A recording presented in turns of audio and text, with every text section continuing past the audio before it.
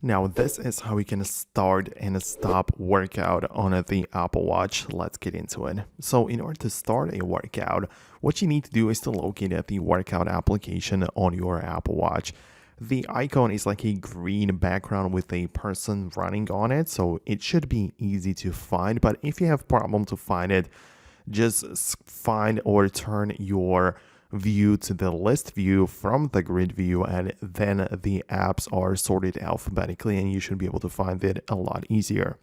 However, you get inside of the app and locate any kind of workout that you prefer. So you can scroll through the options, whichever thing you like the most, or obviously the thing that you're about to do, and just click on it and start a workout. However, you also can tweak the goal. So usually you have the time-based goal, you have a calorie-based goal, and also have an open goal.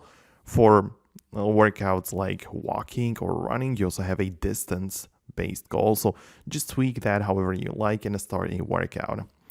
And that's basically how you can begin.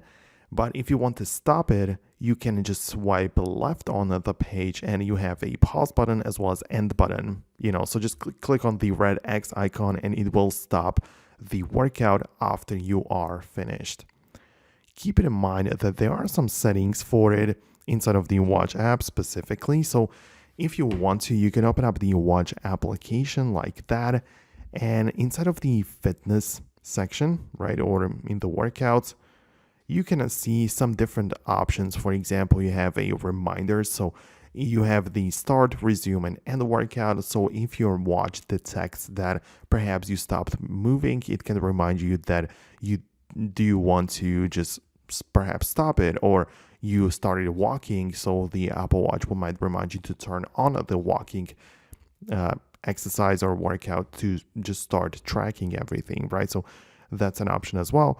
You also have the press to pause button or toggle in here, which is enabled. And if it is, then you can pause and resume your workout by pressing the side button and the digital crown at the same time. So, it is the thing which usually performs screenshots on the Apple Watch, but you can also use it for this purpose too.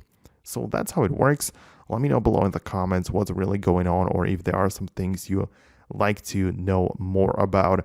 Subscribe so you'll never miss future videos like this one, and I'll see you in the next video.